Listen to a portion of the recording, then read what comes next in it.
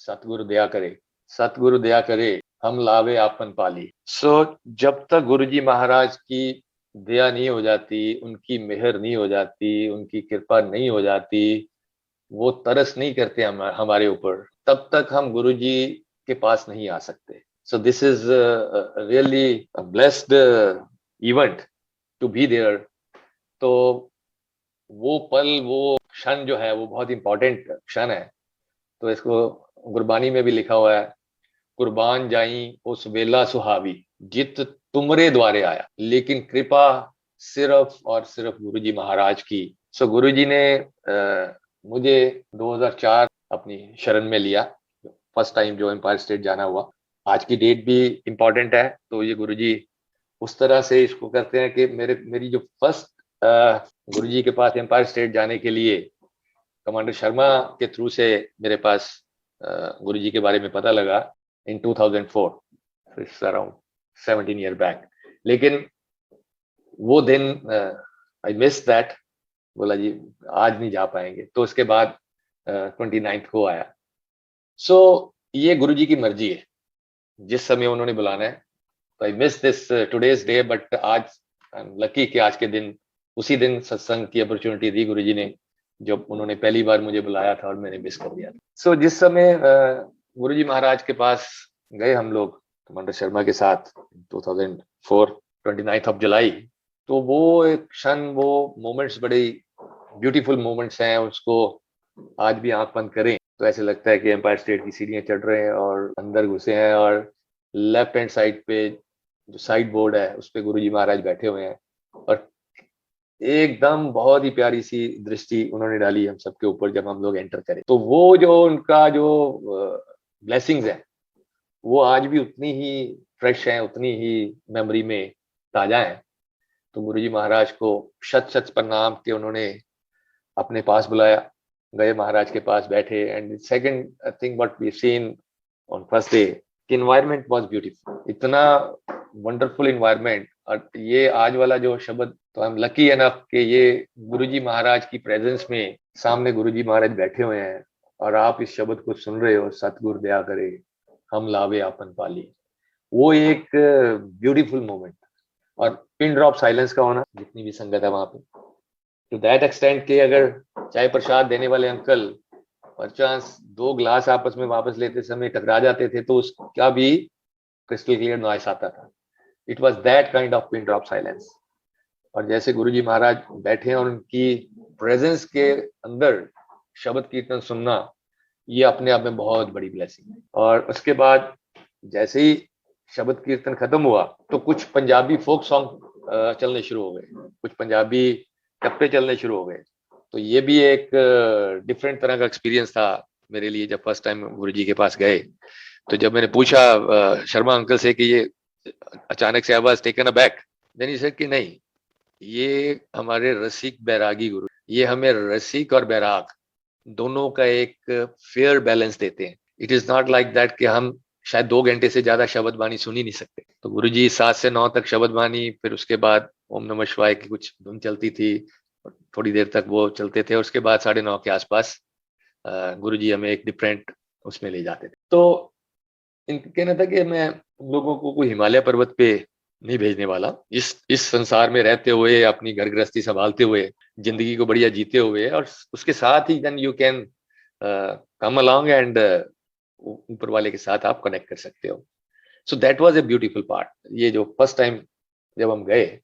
And then another thing which I seen, I was very happy कि 4 लोग इकट्ठे एक ही थाली में लंगर कर रहे हैं, और ये नहीं आपको पता आपके सामने कौन है। तो सही मायनों में अगर बोले कि मतलब आई have scene even Pranab Mukherjee साहब ओवर देयर, और उनके सामने जो बैठे हैं फौज के एक बहुत ही रिटायर्ड, बहुत ही एक सोल्जर हैं, लोएस्ट रैंक के फौजी हैं, और सामने उस समय वो डिफेंस मिनिस्टर होते थे। तो लिटरली हम ये कह दूं कि वो गुरुजी के यहाँ शेर और बकरी एक ही घाट पे पानी पीते थे। तो वो कोई ज्यादा, मैं शायद बढ़ के नहीं कह रहा।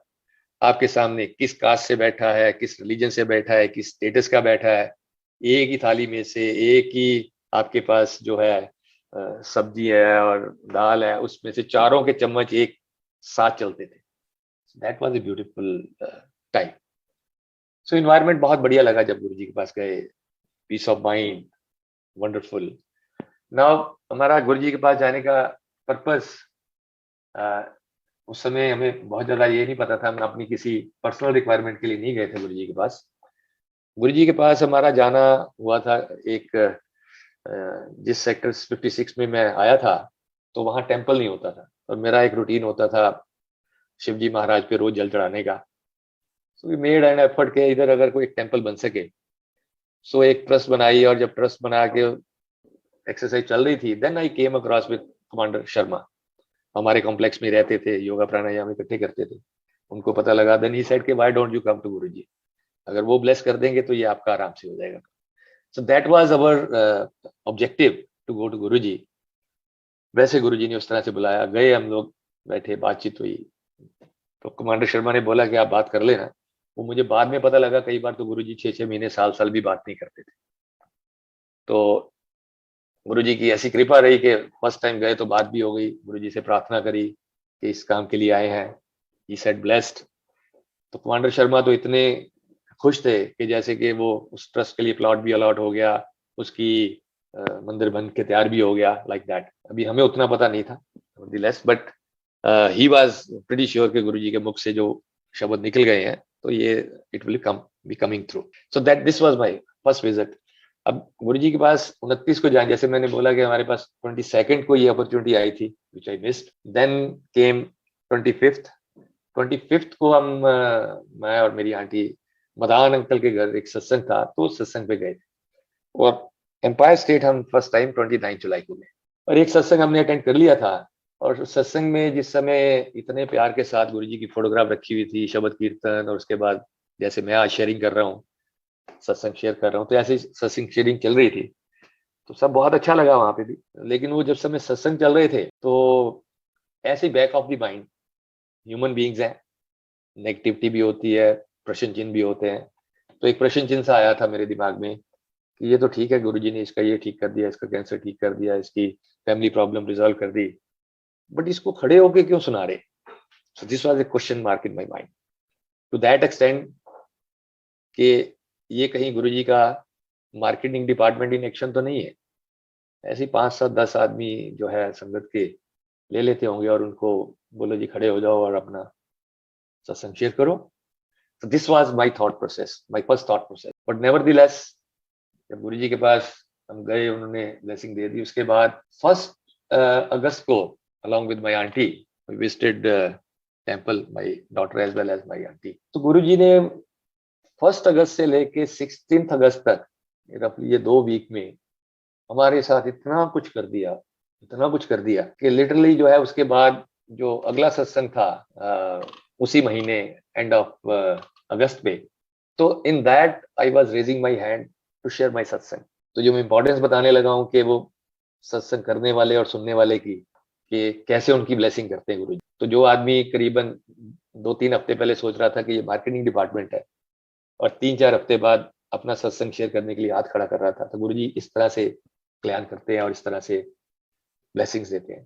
So it happened like that. जैसे हम मेरी आंटी को लेके गए, उनको भी बहुत बढ़िया लगा सारा environment, was really amazing. And हम अपनी किसी भी पर्सनल प्रॉब्लम के लिए गुरुजी के पास नहीं गए थे, बट जिसको कहते हैं ना कि बिन बोले सब की जानदा किस आगे कीजिए अरदास, वो महाराज ने जाते ही जैसे कि वो स्कैन कर लेते, ब्लेस कर देते थे, नदरी नदर निहाल कर देते थे। तो फर्स्ट विजिट के बाद जो है हमें गुरुजी का एक A4 साइज की फोटोग्राफ भी मिल गई, और उस समय कई बार छोटी फोटोग्राफ भी गुरुजी की, गुरुजी के एम्पायर स्टेट से मिलती थी, गुरुजी के पास से मिलती थी। आज जितनी इजीली अवेलेबल है फोटोग्राफ, उतनी इजीली अवेलेबल नहीं होती थी। कई बार 6 महीने लग जाते थे और साल भी लग जाता था जब गुरुजी वो फोटोग्राफ आपको देते थे। तो वी आर लकी एंड आपके 1 ऑफ अगस्त को we got A4 size of the photograph of Guruji. Very happy, घर आ गए। लेकिन उसके दूसरे तीसरे दिन मेरी वाइफ के, आंटी के इतनी ज्यादा एक्सपीरियंस पेन शुरू हुई। Actually we were already struggling with the problem, gynae problem, endometriosis since last 7-8 years, और 2003 में उसकी सर्जरी भी करवा दी थी। और जब गुरुजी के पास गए तो सर्जरी हुए हुए करीबन रफली 10-11 महीने हुए थे। लेकिन उस दौरान भी हमारे साथ यही प्रॉब्लम होती थी कि कभी वो प्रॉब्लम बढ़ जाती थी, कम हो जाती थी, पोस्ट सर्जरी भी प्रॉब्लम रिजॉल्व नहीं हुई थी। तो गुरुजी के पास जाने के बाद इतनी सीवियर प्रॉब्लम आई, इतनी सीवियर पेन हुई कि माई आंटी बात सही कि आप कह रहे थे कि गुरुजी के पास जाने से तो उनकी फोटोग्राफ घर आने से, स्वरूप घर आने से सब कष्ट कट जाते हैं, ये तो मेरे साथ क्या हो रहा है। Anyway we rush to the doctors जिन्होंने सर्जरी के लिए पहले लाइन अप करा था, और सर्जरी करने के बाद भी उन्होंने सारी रिपोर्ट्स देखी थी। बट जिस समय आप गए हैं तो मैंने कहा डॉक्टर साहब कुछ भी करो, और लाइक टू अंडरस्टैंड की प्रॉब्लम क्या है, जबकि उससे पहले भी हम इन्वेस्टिगेशन करीबन 15 दिन पहले भी करवा चुके थे। तो डॉक्टर साहब ने 8-10 टेस्ट जो है खुद फोन करके इंटरेक्शन में रहे, एंड शाम तक हमें क्लैरिटी हो गई थी कि हमारी प्रॉब्लम क्या है। This was one thing which my aunty use to ask God कि मुझे ये तो बता दो मेरी प्रॉब्लम क्या है। तो पहली चीज गुरुजी ने 3 दिन के अंदर अंदर ये बता दिया कि प्रॉब्लम क्या है। इनका जो सर्जरी हुई थी, अभी भी वो एक ओवरी अभी भी अंदर थी, और उसके आसपास एक बहुत बड़ा मास बना हुआ था, और kidney was swollen to double the size. और इसको देखते हुए डॉक्टर ने इमीडिएट बोला कि इनकी एक इमीडिएट सर्जरी रिक्वायर्ड है। सो वो डॉक्टर साहब ने बोला कि इमीडिएटली एक सर्जरी और रिक्वायर्ड है, और this surgery is bigger than the previous one. Anyway उसके लिए लाइन अप हो गए, मूव करा। तो जाने से पहले उस समय तक हमारी ये तीसरी विजिट थी गुरुजी के पास, और हमें प्रोटोकॉल्स कुछ क्लियर नहीं थे कि गुरुजी के पास 7 बजे जाते हैं और 11 बजे नहीं जाते, किस टाइम पे लंगर करके फारग हो जाते हैं, ये क्लैरिटी अभी नहीं थी। बट उस समय हम 11:15 बजे गुरुजी के पास हॉस्पिटल जाने से पहले रास्ते में कि गुरुजी को प्रणाम करके जाएंगे। तो हम लोग गए, हमने सोचा था 5 मिनट लगाएंगे, गुरुजी ने 2-3 मिनट के अंदर अंदर फारग कर दिया, अपने पास बुलाया भी, ब्लेसिंग्स भी दी, और हम हॉस्पिटल के लिए निकल गए। वहां जाके जो ट्रीटमेंट शुरू होने थे हुए। देन वी वर एडवाइज के यहाँ पे नहीं, आपकी सर्जरी अपोलो में होगी क्योंकि ये मेजर सर्जरी है, एंड उसके लिए डेट भी दे दी गई। And it was the same date जो पिछले साल जिस तारीख को सर्जरी हुई थी। So my aunty was quite upset. हम लोग वापस आए जिस समय तो इस समय गए एक बार फिर से गुरुजी के पास, थोड़ा सा ठीक हो गए थे आंटी, सर्जरी तो लाइन अप थी। तो उस समय एक शब्द चला था, इको नाम ते आए मन मेरे। सो जिस समय आप बहुत ज्यादा टफ सिचुएशन में गुरुजी के पास जाते हो, या जिसको बोलते हैं कि स्पिरिचुअल ग्राफ जो है, और जो हमारा डे टू डे का लाइफ का, जिसको हम सोचते हैं कि जिंदगी बहुत ही बढ़िया चल रही है, तो ये दोनों रिवर्स होते हैं, इनवर्स होते हैं। जिस समय जिंदगी बहुत बढ़िया चल रही होती तो शायद स्पिरिचुअल ग्राफ जो है वो नीचे की तरफ होता है, और जब जिंदगी में ऊंच नीच इस तरह की आई होती तो स्पिरिचुअल ग्राफ ऊपर जाने का स्कोप बहुत बढ़ जाता है। तो वो उस समय जो शब्द कीर्तन गुरुजी के पास सुना और जो कनेक्टिविटी बनी, तो आंटी ने मन ही मन उस समय भी, माइंड के गुरुजी के पास जाके प्रार्थना नहीं करी, मन ही मन प्रार्थना करी कि गुरुजी ये पिछले साल भी सर्जरी हुई थी, again we are lined up for this surgery, तो आपसे प्रार्थना है कि इसको जो है बिना सर्जरी के मेडिसिन से ठीक कर दो। सो this was what she asked for. But nevertheless उसके बाद फिर से जब डॉक्टर के पास गए, उसने मना कर दिया कि नहीं, सर्जरी तो होगी ना। जैसे इस समय आप देखते हैं कि बहुत सारे सत्संग होते हैं, आज तो कोरोना की वजह से नहीं हो रहे, अदरवाइज दिल्ली गुड़गांव में कई बार देखना हमने कि एक दिन में 5-5 सत्संग भी होते। उस समय सिर्फ गुरुजी की परमिशन से एक सत्संग हुआ करता था गुड़गांव में, once in a month. But इस महीने गुरुजी ने एक स्पेशल सत्संग ऑर्गेनाइज कराया भाटिया आंटी के यहाँ ऑन 15th ऑफ अगस्त, गुरुजी की आज्ञा से। तो जब उसमें मैं जाने लगा तो मैं अपनी आंटी को पूछा कि आप चलेंगे। शी सेड कि नहीं, मतलब लोग अपना अपना वहां पे शेयर करेंगे, और मेरा तो सर्जरी लाइन अप हो गई है। और ऐसा नहीं है कि मैं गुरुजी महाराज अपने महापुरुष हैं, लेकिन मेरी किस्मत ही ज्यादा खराब होगी जो माई सर्जरी इज लाइन अप, तो आप चले जाओ, मैं नहीं जा रहा। वंस आई रीच देयर, तो शब्द कीर्तन के बाद जो पहला सत्संग शेयर हुआ, इट वाज यंग आंटी, ढिलो आंटी, अराउंड 29 ईयर ओल्ड, और उनकी कुछ आइडेंटिकल प्रॉब्लम थी, gynae. She was lined up for a surgery, बुखार हो गया उनको, सर्जरी मिस होगी। दोबारा जब सर्जरी के लिए गए तो डॉक्टर्स ने इन्वेस्टिगेट करके बोला कि सर्जरी इज नॉट रिक्वायर्ड, आपका जो प्रॉब्लम थी that has been resolved, cystic. जैसे गुरुजी ने मेरे को एक वो इंडिकेशन दे रहे हैं, घर आने के बाद again we went for another investigation, another opinion. जब उन डॉक्टर साहब को भी दिखाई सारी detail, she said the same thing कि surgery is a must, otherwise ये खराब हो जाएगा लॉन्ग टर्म में।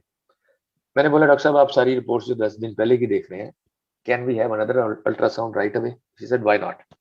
सो we had another ultrasound over there, medicine अपनी जगह और बाकी चीजें अपनी जगह चल रही, बट गुरु जी की ब्लेसिंग से वो जो मास था that was reduced by 70% volumetric, kidney was back to the normal size, and the words which doctor told to my wife were same what she asked from the Guruji. She said this can be handled with medicines, surgery is not required. Thank you so much Guruji. So that was our starting, और the ये जो 1 अगस्त से 16 अगस्त तक गुरुजी ने इतनी speed के साथ ये सब कुछ कर दिया, उसके बाद we went back to the Apollo वाली डॉक्टर जिसने सर्जरी रिकमेंड करी हुई थी। सो जब उनके पास सारी रिपोर्ट्स दिखाई है, अगेन शी आल्सो, वो भूल गई कि मैंने सर्जरी की डेट दे रखी है।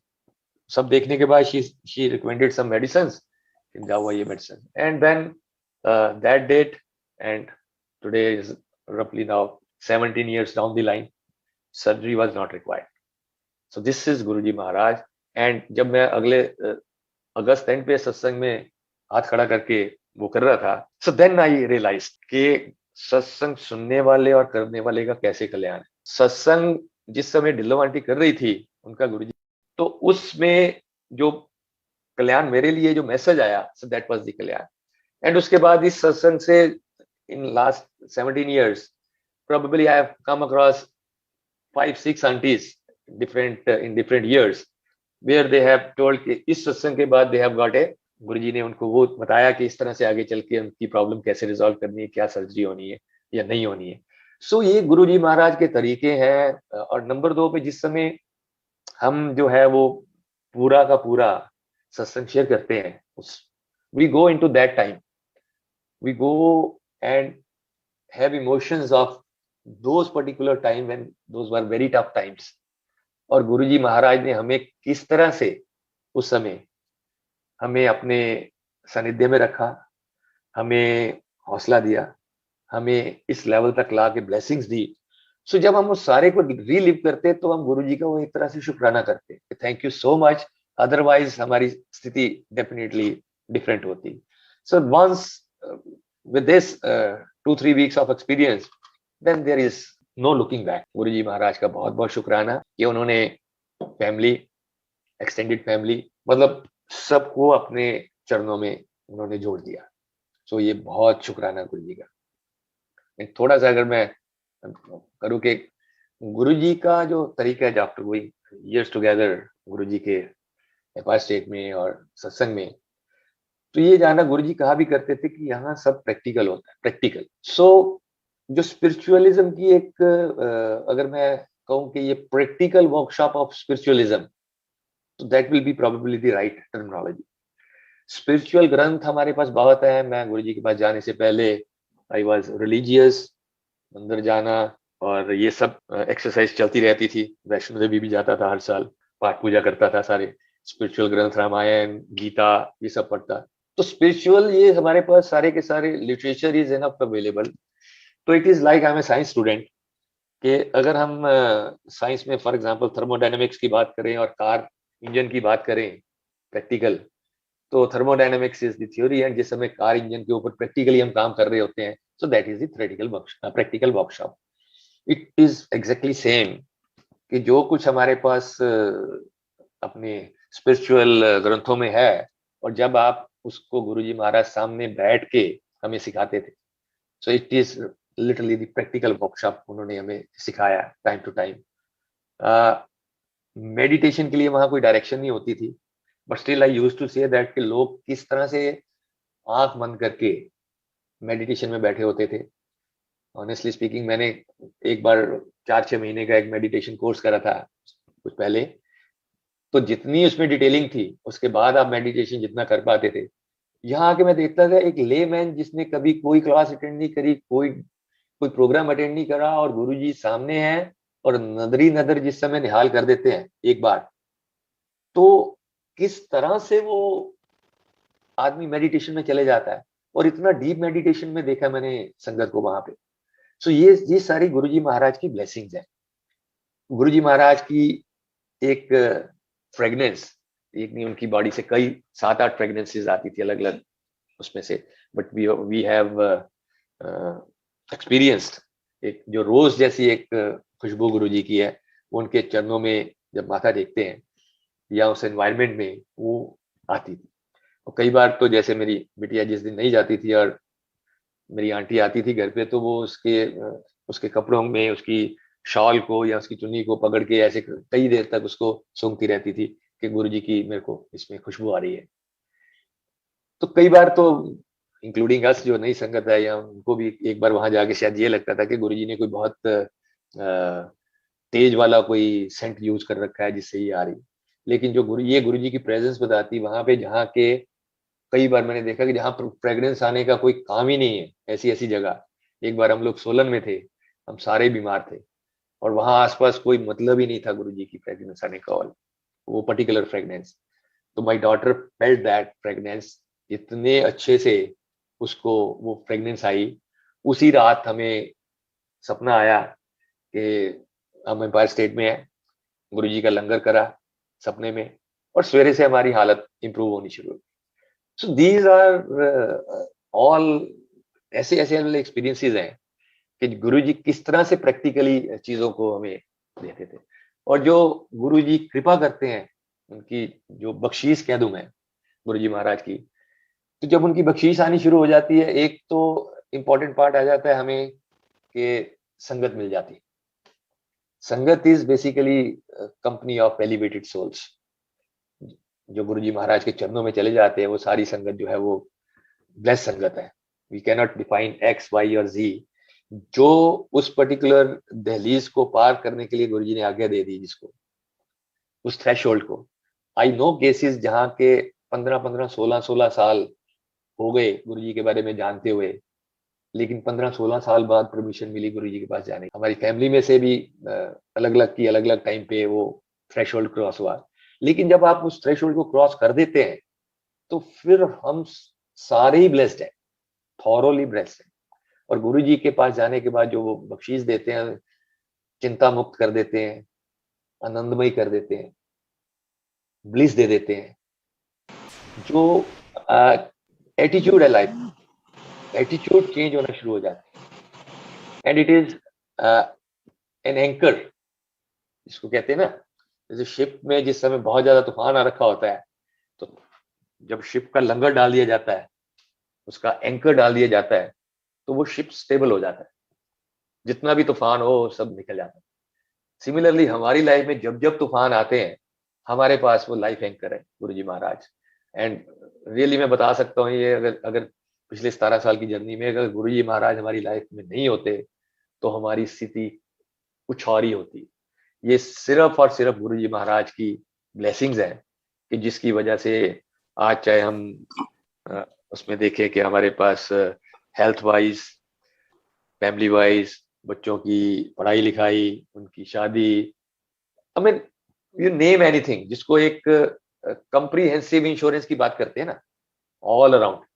So it is that kind of blessings. कोई सा एरिया नहीं छोड़ते। उसके बाद आपकी फैमिली को नहीं छोड़ते, आपकी एक्सटेंडेड फैमिली को नहीं छोड़ते, आपके आपके फ्रेंड सर्कल नहीं छोड़ते। वो गुरु जी का ये कहना था, मेरे पास एक भी आ जाता है तो मैं सबको ब्लेस कर देता हूँ, people who are connected with that. तो ये जो नई संगत पुरानी संगत की जगह मैं इसको ये वर्ड यूज करूंगा कि वो संगत जो गुरु जी की महासमाधि के पहले जुड़ी और वो संगत जो महासमाधि के बाद में जुड़ी। But I come across beautiful satsangs of संगत जो गुरुजी की महासमाधि के बाद में जुड़े हैं, और उसी लेवल या उससे हायर लेवल के सत्संग सुनने को मिलते हैं कि जहां गुरुजी आज भी इंटरेक्ट करते हैं। आज भी उस तरह की जो बहुत ही टफ बीमारी है, कैंसर है, हार्ट है, आई मीन यू नेम, उसमें से उनको निकालते हैं, दर्शन देते हैं, डायरेक्शंस देते हैं। सो ये सब चीजें आज भी अवेलेबल है। So in principle he is available. But हम ये कह सकते हैं कि फिजिकल फॉर्म में उनके उससे पहले और उसके बाद संगत का जुड़ना। So one before Mahasamadhi of Guruji and one after Mahasamadhi. So I have shared satsang before Mahasamadhi. इसमें से मैं एक सत्संग आपके साथ और शेयर करता हूँ बिफोर महासमाधि। मेरे बड़े भाई साहब को, जैसे मैंने बताया कि अलग अलग टाइम लगता है, उनको करीबन 1.5 साल लग गया था हमारे साथ इतना कुछ 2-3 हफ्ते में होने के बाद।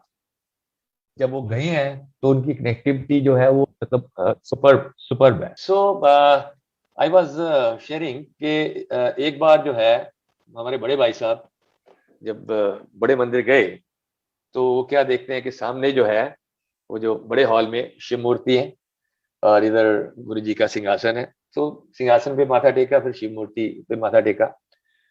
लेकिन एक और संगत आई, उन्होंने पहले शिव मूर्ति पे माथा टेका, फिर सिंहासन पे टेका गुरु जी के। ये गुरु जी की फिजिकल फॉर्म में उस समय थे। बड़े मंदिर में नहीं बैठते थे गुरु जी, लेकिन बड़े मंदिर में हम लोग मंडे जाया करते। तो ऐसे मन में उनके विचार आया कि पहले शिव जी की मूर्ति पे माथा टेकना चाहिए या पहले गुरु जी की। वापस आए, जिस समय चाय प्रसाद समोसा प्रसाद के बाद आज्ञा लेने के लिए गए अंदर, तो इस बार वो शिव जी की मूर्ति पे पहले जाके उन्होंने प्रणाम करा। और प्रणाम करके जिस समय उन्होंने ऊपर देखा तो ये गर्दन से नीचे नीचे तो शिव जी महाराज थे और जो ऊपर फेस था वो गुरु जी महाराज का। तो he has seen for 2-3 minutes, गुरु जी ने दर्शन दिए उनको शिव जी की मूर्ति में। एंड जैसे वो बता रहे हो कि चाहे तू यहाँ पे माथा टेक ले, चाहे यहाँ पे माथा टेक ले, यहाँ पे भी मैं हूं और यहाँ पे भी मैं हूं। सो दिस इज गुरु जी महाराज। सो कैसे वो इन चीजों को करते हैं। और क्या होता है जिस समय फैमिली से आपके पास ये आती हैं, उससे पहले भी ऐसे सत्संग मैंने सुने थे, साल पहले 6 महीने पहले जाने के बाद। लेकिन जब आपकी फैमिली में से आपको कोई ये शेयर करता है तो आपको जो है वो एंकर या बोल्स्टर करना गुरु जी के प्रति फेथ को, तो इट बिकम्स क्या कहते हैं, रॉक सॉलिड। तो it is literally divine kind of feeling. Another सत्संग गुरु जी के समय महासमाधि से पहले जो शेयर करना चाहूंगा, that is in October 2005। Normally हमारा जाना होता, गुरु जी के पास फ्राइडे जाना होता था, बट 2005 अक्टूबर में कमांडर शर्मा ने एक दिन बोला कि थर्सडे आज चल रहे हैं, कि आप चल रहे हैं। तो हम लोग गए, मेरी वाइफ और मेरी मदर। सो उस दिन क्या हुआ, जब गुरु जी के बैठे थे तो शब्द कीर्तन चल रहा है और it was beautiful this thing, और ऑल ऑफ ए सडन शब्द चलने बंद हो गए। दैट वाज मतलब मेरे लिए एक पर्टिकुलर एक डिफरेंट इन्वायरमेंट था। जैसे ही देखा तो गुरु जी महाराज ऐसे करके समाधि फॉर्मेट में अपने आसन पे बैठे हुए दोनों हाथ जोड़ के ऐसे करके समाधि फॉर्मेट में आ गए। तो I was looking forward to के ये, that was a new thing for me. But कुछ देर बाद गुरुजी ने एक डिवाइन प्रसाद उसमें वो प्रोड्यूस करा, और वो डिवाइन प्रसाद उस समय एम्पायर स्टेट में हम लोग करीबन 300-400 के आसपास नीचे ऊपर मिला के इतनी संगत होंगे। सो वो डिवाइन प्रसाद में से, उस लड्डू प्रसाद में से आधे लड्डू प्रसाद, कैन यू इमेजिन के गुरुजी ने 400 लोगों में डिस्ट्रीब्यूट करा। कि जो गुरुजी महाराज ने वो जो डिवाइन प्रसाद प्रोड्यूस करा और हमें 300-400 संगत को वो अपॉर्चुनिटी मिली, we were blessed with that. तो मैं ये बता रहा था कि अपनी लाइफ में उससे पहले और उसके बाद आज तक मैंने उतना क्या बोलूं, मतलब उसको डिफाइन ही नहीं करना आता मुझे। उससे सुगंधित, उससे स्वादिष्ट, उससे बढ़िया ना ही तो कोई चीज मैंने उससे पहले खाई है और ना ही उसके बाद मैंने खाई आज तक। सो दिस इज गुरुजी महाराज। तो उस दिन मुझे पता लगा, गुरुजी ने बाद में बोला कि किसी एक संगत को ब्लेस करने के लिए मेरे को आज 400 और संगत का कल्याण करना पड़ा। So that divine prasad was produce for one uncle, and then he said कि इसके लिए मुझे और 400 को आज ब्लेस करना पड़ा। So we were lucky enough, thank you Guruji for that. And Mahasamadhi के पहले का एक मैं क्विक टच कर देता हूँ, एनुअल सत्संग ऑफ गुड़गांव 28 जनवरी। तो that was a beautiful experience, और उसमें जो मैं जनरल कपूर को याद करना चाहूंगा आज। जनरल साहब वंडरफुल संगत, wonderful guide for all of us also. तो जिस समय वो एनुअल सत्संग था तो जनरल साहब उस समय आरआर हॉस्पिटल में थे। तो वहां से बहुत स्पेशल परमिशन लेके जनरल साहब उस सत्संग में आए कि मैं वहां से सत्संग से सीधा वापस आरआर में आऊँ। तो गुरुजी महाराज ने अपना कोकोनट वाटर लेके वो प्रसाद जनरल साहब को दिया और लंगर प्रसाद करके थोड़ा, और वो थाली उन्होंने जनरल साहब को दी। एंड आई सल्यूट जनरल साहब फॉर दिस के नॉर्मली हमें कोई संगत में किसी को भी कोई सा भी प्रसाद मिलता है जो गुरुजी अपना प्रसाद बना के दें इमीडिएट, तो वो जो है गुरुजी ने पिया और दिया। तो वो उस समय जनरल साहब ने वो हम सबके साथ शेयर करा, सल्यूट हिम फॉर दैट। और गुरुजी ने सब्सिक्वेंटली जो बोला था जनरल साहब के लिए, न्यू लाइफ, तो ये उस समय गुरुजी ने जनरल साहब को एक न्यू लाइफ दी थी, जो उन्होंने लाइट ऑफ डिविनिटी में भी इसका जिक्र करा हुआ है कि 2006 28 ऑफ जनवरी को गुरुजी महाराज ने गुड़गांव सत्संग में एक न्यू लाइफ, एंड उसी दिन की उस पर्टिकुलर रात को my daughter got a dream. मेरी डॉटर जिस समय हम जाते थे सत्संग पे या इवेंट्स जैसे बड़े मंदिर में होती थी, न्यू ईयर और ये, तो जैसे मैंने बोला रसिक बैरागी, तो गुरुजी शब्द कीर्तन भी सुनाते थे और उसके बाद डांस नंबर भी चलते थे, डांस भी कराते थे। और अगर गुरुजी के आगे डांस कर लिया तो अपने कई जन्मों के क्लेश हमने काट लिए, अगर उनके सामने प्रेम भाव से डांस कर लिया। तो जिस समय ऐसे इसके मन में आया कि गुरुजी देखो आपकी सारी संगत तो डांस करती है, तो आपका भी मन करता है कभी डांस करने को, तो ऐसे मन में एक तमन्ना एक आई। तो ऑन 28 जनवरी की रात को 2006 में गुरुजी मेरी डॉटर जैस्मिन के सपने में आए। गुरुजी वाज इन गुजराती ड्रेस। गुरुजी ने अपनी हाइट जो है इसके बराबर करी, उसकी हाइट उस समय कम थी। 4 डांडियां थी गुरुजी के पास, 2 उसको दी, 2 खुद ली और ऐसी आंख से इशारा करा आजा, एंड आधा पौना घंटा अच्छे से डांस करा एंड देन चले गए ना। जब भी इसने शेयर करा हमारे साथ कि ऐसे ऐसे करके मैंने गुरुजी से प्रार्थना करी थी, गुरुजी आए, डांस भी करा, पर गुरुजी तो पंजाबी हैं, ये गुरुजी जो है ये गुजराती ड्रेस में ये डांडिया लेके क्या आ गए मेरे पास, क्यों आ गए? वो भांगड़ा भांगड़ा करने आते हैं। बट कुछ चीजें गुरुजी की हमें कई कई साल बाद समझ में आती है। तो ये 2006 वाली जो ड्रीम है, इसका मतलब जाके 2017 में जाके समझ में आया, आफ्टर 11 ईयर्स। क्या था कि जिस समय उसकी शादी की प्रपोजल थी, सो दैट वाज फ्रॉम गुजरात, और हमें डिसीजन मेकिंग में कोई बहुत ज्यादा टाइम नहीं लगा कि ये तो गुरुजी ने गुजरात को तो ब्लेस कर दिया था इसके सपने में आके। सो दिस इज गुरुजी महाराज की कुछ चीजों को लिंक करने में आपको कई बार सालों साल लग जाते हैं। So now I like to share कि गुरुजी की महासमाधि के पहले मेरी डॉटर ने प्रार्थना करके गुरुजी से परमिशन ले ली थी पायलट स्टडी के लिए। तो शी इज एयरबस पायलट। गुरुजी की कृपा है, ये सब उनकी दया दृष्टि है कि जो बच्चों की मन की इच्छा होती है वो गुरुजी उसको पूरा करते हैं। और नाउ जैसे मैंने बोला कि गुरुजी फिजिकल फॉर्म में है या गुरुजी फिजिकल फॉर्म में नहीं है, अब मैं क्विकली शेयर करूंगा आफ्टर महासमाधि। तो आफ्टर महासमाधि में जो एक इंपॉर्टेंट सत्संग मैं शेयर करना चाहता हूँ, that is of my niece Devyani. तो ये जो है लुधियाना में थी, और तब जैसे मैंने बोला कि कौन बड़ा है कौन छोटा है, गुरुजी ये भी कहते थे जब इकट्ठी फैमिली भी आती थी ना, 5 लोग गए हैं, तो गुरुजी कह देते थे एडमिशन होगी सब दी, राइट। लेकिन गुरुजी ये भी कहते थे ये मुझे पता है किसकी किस क्लास में एडमिशन हुई है। जो छोटा बच्चा है उसकी हो सकता है पीएचडी में एडमिशन हुई हो, और मेरे जैसे की हो सकता है एलकेजी में हुई हो, बट एडमिशन होगी सबकी, आते रहो। तो ये देवयानी जो है गुरुजी का फिजिकल फॉर्म छोड़ने के बाद भी गुरुजी इसके साथ इंटरेक्ट करते, बातचीत करते। एंड जब 2011 में ये हमारे पास गुड़गांव आई फिटजी में अपना आईआईटी का कोर्स करने के लिए। अब यहाँ आने के बाद जब यहाँ वहां से चलने लगी लुधियाना से, तो गुरुजी ने इसको बताया टेलीपैथी में कि तू जा रही है वहां पे, तेरा रिजल्ट कुछ भी आए मेरे से नाराज नहीं होना। ओके गुरुजी। आ गई, 1 साल पढ़ाई करी, वो आईआईटी में एडमिशन नहीं हुआ, बच्चे हैं नाराज भी होते हैं। अब ये ऐसे वाले भगत हैं कि ये आंख बंद करके लेटे और गुरुजी आ जाएं और ये उठ के बैठ जाए कि मेरे को तो बात ही नहीं करनी आपसे, आप इतनी इतना छोटा काम नहीं कर सकते, लोगों के इतने बड़े बड़े काम करते हो, मुझे आईआईटी में एडमिशन नहीं दिला सकते थे।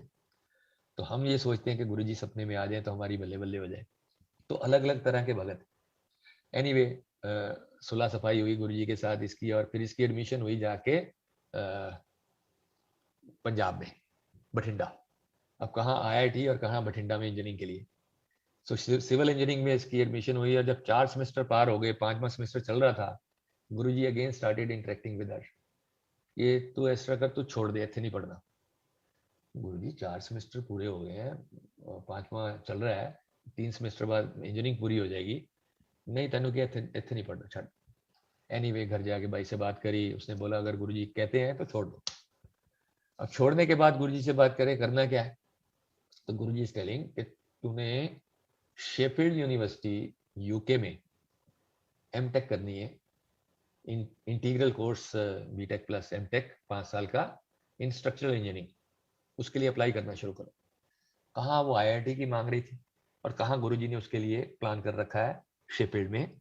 बट टाइमिंग गुरुजी के, किस समय देना है वो उनके ऊपर है, क्या देना है वो उनके ऊपर है। तो जब ये सारा सिलसिला शुरू करा, इट वॉज ए लॉन्ग सत्संग for 2-3 months, but end of the day पे वहां से बड़े नेगेटिव रिस्पॉन्सेज थे। एंड ऑफ द डे पे ये रिस्पॉन्स आया कि इसके लिए हमने स्पेशल मीटिंग करी है, लेकिन देखा कि इसके तो मार्क्स ही 70% है, तो इसको तो हम बिल्कुल ही एडमिशन नहीं कर सकते under special cases also. Again ping pong चलता रहा था, जो गुरुजी ने कृपा करनी है। अगेन हफ्ते 10 दिन के बाद फिर से वाइस चांसलर का कॉल आता है कि इस पर्टिकुलर ब्रांच ऑफ इंजीनियरिंग के लिए इंडियन स्टूडेंट्स का हमने कट ऑफ जो है रिड्यूस करके 70% कर दिया है, एंड इसका एडमिशन हो जाएगा, कल हम वेबसाइट पे डाल देंगे।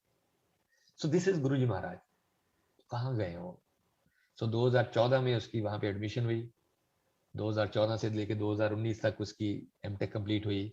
उसके बाद गुरुजी इस प्रोसेस में इतना कुछ सिखा देते हैं, इतना सिखा देते हैं बच्चों को, मैच्योरिटी लेवल इतना ऊपर कर देते हैं। उसके बाद जॉब आई भी उस समय जब उसका वीजा 1 हफ्ते का रह गया था कि पता नहीं आएगी कि नहीं आई, बाकी बच्चे वापस आ गए थे।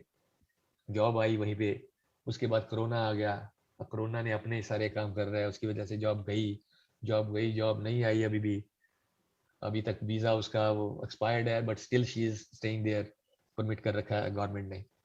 तो इतना ज्यादा गुरुजी वो हाथ पकड़ के रखते हैं, मन शांत करके रखते हैं बच्चों को। अदरवाइज ऐसी सिचुएशन में काफी ज्यादा, जिसको कहते हैं डिफिकल्ट सिचुएशन आ जाती बच्चों के, लेकिन कैसे संभालते हैं वो गुरुजी महाराज आते हैं। सो दिस इज एब्सोल्युटली, मतलब कहीं पे गए नहीं गुरुजी। इस तरह से एक 2012 में एक मेरे छोटे ब्रदर के यहाँ लुधियाना में सत्संग होना था, तो उससे सत्संग से 2-3 दिन पहले उसका मेरे पास कॉल आया। तो ही वाज आस्किंग मी कि ये शब्द है, ये वाला शब्द है। He gave me a list of शब्द्स 8-10। मैंने कहा हाँ है ये। मैंने कहा ये पर्टिकुलर कैसे, मतलब?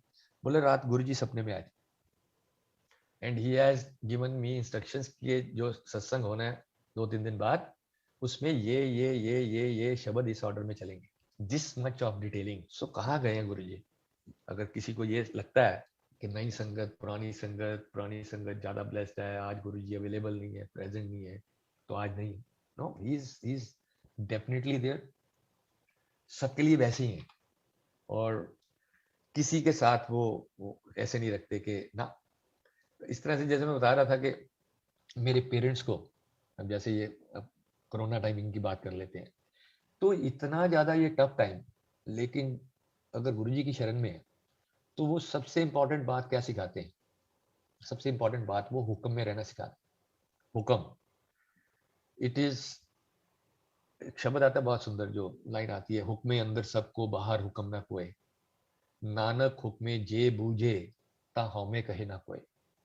अगर उसका हुक्म समझ में आ जाए कि जीना भी तेरे हुक्म में है, मरना भी तेरे हुक्म में है, ऊंच भी तेरे हुक्म में है, नीच भी तेरे हुक्म में है, तो जिसको कहते हैं कि नानक चिंता मत करो, चिंता किसकी है। वो चिंता से कैसे मुक्त करते हैं? इट इज, इंजीनियरिंग बैकग्राउंड से हूं तो छोटी सी एग्जांपल देता हूँ। मैं हाथ से अगर वेट उठाना चाहूँ 5 किलो 10 किलो, इससे ज्यादा शायद नहीं उठा पाऊँ। लेकिन अगर मेरे को 5000 किलो वेट उठाना पड़ जाए just by pressing a finger, तो उसके लिए क्या है? It is possible. एक क्रेन इज अवेलेबल, उसके साथ लगाऊंगा, उंगली के साथ दबाऊंगा, 5000 kg वेट उठ जाएगा, जितना मर्जी ऊपर ले जाऊं। सो दिस इज, जब हम गुरु जी के पास आ जाते हैं, वो हमें इन सब चीजों को हैंडल करने की वो क्रेन दे देते। दुख सुख लाइफ में सब आते जाते रहते, तत्ती वाओ ना ला गई मार ब्रह्म शरणाई। तो वो हवा तो तत्ती होती है, वो एयर तो गर्म होती है, लेकिन हमें लगती नहीं है गर्म। क्यों नहीं लगती? कि हमारे पास वो क्रेन रहती है उस हवा को झेलने के लिए। सो ये गुरुजी की कृपा है कि जिस समय वो हमें हुक्म में रहना सिखाते हैं, हमें लाइफ की ऊंच नीच को हैंडल करना सिखाते हैं, तो फिर मन तो शांत हो जाता है, फिर आनंद आना शुरू हो जाता है, इररिस्पेक्टिव ऑफ। अगर हम सत्संग के बारे में बात करें कि मेरे को ये मिल गया इसलिए मैं बहुत खुश हूँ, मे भी शायद सबसे बड़ा सत्संग है कि ये मिल गया, ये नहीं मिला, ये पेंडिंग है, लेकिन मैं बड़ा खुश हूँ बिकॉज गुरु ने अपनी रजा में रहना सिखा दिया। सो वो गुरु जी की इतनी कृपा है, इतनी कृपा है कि हम लोग स्लिप करते रहते हैं, लेकिन सिर्फ इतना हमें महाराज की कृपा से अच्छा लगता है कि डायरेक्शन ठीक पकड़ी हुई है। गुरु जी ने जो हमें डायरेक्शन दे रखी है अपने पास बुलाने की, उस रास्ते पे चलने की, वो डायरेक्शन परफेक्ट है। अब वो डायरेक्शन है ठीक है, उसमें तो वो खंडे की धार है, तलवार की धार है, उस पर चलना डिफिकल्ट होता है। या ये कहें कि एक पहाड़ी रास्ता स्लिपरी भी है, बारिश भी हो रखी है, तो यदा कदा जाते आते हम लोग उसमें से स्लिप भी करते हैं। जितनी बार स्लिप करते हैं गुरु जी हाथ पकड़ते हैं, उठाते हैं। तो ये प्रोसेस लाइफ का इस तरह से चल रहा है कि अगर हम बोले कि गुरु जी के पास जाने के बाद कोई सी लाइफ में जो है ऊंच नीच ही खत्म हो जाएगी, दैट इज नॉट फेयर। वो कर्मों के हिसाब से हमारे पास ऊंच नीच आती रहती है। ये जरूर गुरु जी कहते हैं कि मैं 90% माफ कर देता हूँ 10% में। 10% का मतलब ही यही है कि आपको इतना स्ट्रांग कर देते हैं कि आपको उसकी फीलिंग 10% से ज्यादा की होती ही नहीं। तो हम गुरु जी के रास्ते पे चलते हैं, स्लिप करते हैं, फिर से उठते हैं। गुरु जी खुद कहा करते थे कि तुम लोग तो गंदी नाली के कीड़े हो, अब मैं तुम्हें निकालता हूँ, साफ करता हूँ, थोड़ा सा उसके बाद देखता हूँ, फिर वापस उसी में चले जाते हैं। तो क्या करें, ये तो हमारी प्रकृति ऐसे है, जैसे गुरु जी ने बनाई है। हम सभी का प्रोबेबली यही हाल होगा। एक शब्द भी आता है गुरु ग्रंथ साहब में बहुत सुंदर, माटी का क्या तोपे स्वामी, मानस की गते ही। अब किसी पत्थर को धो ले तो शायद साफ हो जाएगा, अगर माटी का एक ढेला है, टुकड़ा है, उसको पानी के साथ हम धोते रहेंगे, वो साफ थोड़ा ना। माटी ने तो माटी रहना है, उसने पिघलते रहना है, उसका कीचड़ बनते रहना है। तो हम तो सारे माटी है।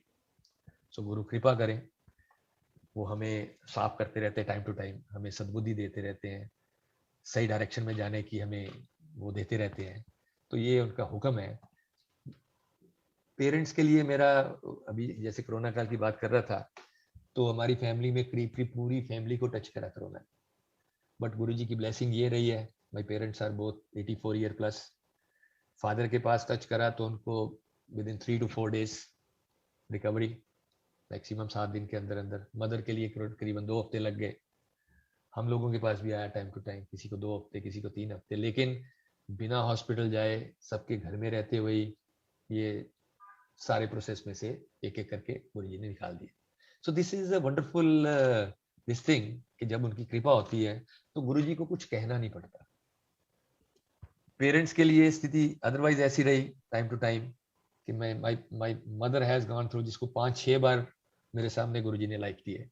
एक बार उनकी शुगर लेवल 35 हो गया था। मुझे ये नहीं लग रहा था कि मैं कमरे से लेके इनको लिफ्ट तक भी लेके जा पाऊंगा।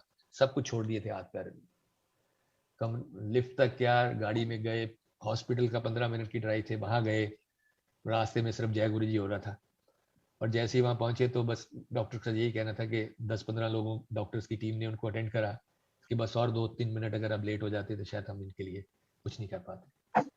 This is how he has taken care of mother को, फादर को। फादर ने 2016 में उनके पैर सोने शुरू हो गए थे, कभी भी कहीं खड़े हो जाते थे, और स्टिक पकड़ ली थी, कॉन्फिडेंस लेवल लो हो गया था। बट ऐसी गुरु जी की कृपा रही कि स्टिक छोड़ के किनारे हो गई। Since 2017 he is fit and fine, walk करते हैं अपनी, विदाउट स्टिक मूव करते हैं, डे टू डे के सारे काम अपने उससे करते हैं। ये इससे बड़ी ब्लेसिंग्स क्या है, गुरु जी महाराज की वंडरफुल वंडरफुल ब्लेसिंग्स है। और एक सत्संग आज मैं सोलन का शेयर करूंगा, माय ब्रदर इन लॉ का। तो ये भी गुरु जी की फिजिकल फॉर्म छोड़ने के बाद है। तो एक बार वो सोलन के अपने फ्लैट में थे, पर चांस आज भी वो लोग सोलन है तो मुझे ध्यान में आया। तो मेरे ब्रदर इन लॉ आशीष जो है सोलन में गए हुए थे, तो ऐसे अपने रूम में बैठे थे, सुबह का टाइम 5-1 बजे का। तो ऐसे करके, ऐसे लेटे लेटे ऐसे मुंह गर्दन मोड़ के देखा, तो क्या देखते, साथ वाले बेड पे गुरु जी महाराज समाधि लगा के बैठे हुए। फिर वापस ऐसे करके हो गया। फिर उनको लगा यार ये क्या देखा मैंने, क्या। फिर गर्दन घुमाई, फिर गुरु जी महाराज बैठे हुए। ऐसा लगा कि ये मेरे को भ्रम तो नहीं हो रहा। फिर ऐसे करके मुंह मोड़ा, आंखें खुली हुई हैं, फिर देख रहे हैं, फिर गुरुजी महाराज बैठे हुए समाधि लगा के। तो ये सब क्या है? कहीं नहीं गए गुरुजी महाराज। जितने सच्चे मन से जैसे प्रार्थना होती है, जितनी सोल जैसे जैसे एलिवेटेड होती रहती है, गुरुजी उसके साथ वैसे वैसे कनेक्ट करते रहते हैं। तो ये उनकी बहुत असीम कृपा है। और एक जैसे मैं बता रहा था कि कभी कभी 15 साल भी लग जाते हैं गुरुजी के पास जाने में। हमारे कॉम्प्लेक्स में एक जैन अंकल है, केसी जैन, 2006 से वो गुरुजी जब फिजिकल फॉर्म में थे तब से गुरुजी को जानते। हमारे घर सत्संग हुआ था तो आए थे। उसके बाद गुरुजी ने फिजिकल फॉर्म छोड़ दिया। उसके बाद कुछ एनुअल सत्संग में कभी कभी चले जाते थे गुड़गांव में, लेकिन कनेक्शन जाके हुआ 2017 में, नॉट 17, 2019, 2 साल पहले। तो कनेक्शन कैसे हुआ कि रात एक सपना आया उनको रात को कि बहुत भीड़ वाली जगह है और लाखों लोग हैं, और बीच में से एक महापुरुष निकल के आते हैं और इनके सिर पे हाथ रखते हैं, और इससे पहले कि ऊपर देख पाए वो चले जाते हैं। तो इन्होंने सवेरे मेरे को सपना सुना रहे, मैं जैन साहब मतलब सवेरे सवेरे मेरे को ये सुना रहे, कहते इसलिए सुना रहा हूँ कि उस पूरी भीड़ में मैंने और किसी को नहीं देखा except you, I have seen, जिसको कि मैं जानता हूँ आपको। तो मैंने कहा वो तो पता ही है जैन साहब, फिर आपको मैं कहाँ जाता हूँ? कहता हाँ, इसलिए मैंने फोन करा है, मुझे गुरुजी के पास जाना है। So that is the day when he got connected. और जब जब फर्स्ट टाइम ये 13 अप्रैल को गए, उसके बाद जब नेक्स्ट थर्सडे गए, तो जब समाधि पे माथा टेक रहे थे तो वहीं पे इन्होंने लंगर खाने के बाद मेरे से शेयर करा, कह रहे जब मैं समाधि में माथा टेक रहा था तो पीछे से मेरे को पीछे जोर से किसी ने थपकी मारी 2-3 बार, और पंजाबी में बोलते चल उठ, हो गया बहुत, मत्था टेक लिया। फिर मैं उठ के देखा पीछे कोई भी नहीं। सो दिस इज गुरुजी महाराज। और उसके बाद उन गुरुजी का उनके ड्रीम्स में आना, उनके घर में सत्संग के लिए उनको इंस्ट्रक्शन देना कब करनी है, इवन टू दैट एक्सटेंट कि एक जो है शब्द उनको मालूम भी नहीं था, और एक सत्संग में गुरुजी ने उनको बोला कि इसमें ये वाला शब्द चलेगा, और के सवेरे उठ के कहते मैंने इंटरनेट पे सर्च करना शुरू करा एंड वो शब्द मिला, और उस उनके सत्संग में वो शब्द चला। तो कैसे गुरुजी महाराज कनेक्ट करते हैं। लाइफ की ऊंच नीच अपना पार्ट एंड पार्सल है। लाइफ में कठिनाइयां, कोरोना ने तो हमें प्रैक्टिकली दिखा दिया है कि कैसे जो है जो जिसको कहते हैं कि नीचे ऊंच थे ऊंचो नीच, तो वो practically we have seen, all of us have seen कि कहाँ चीजें किस किस तरह से मूव अराउंड हुई हैं।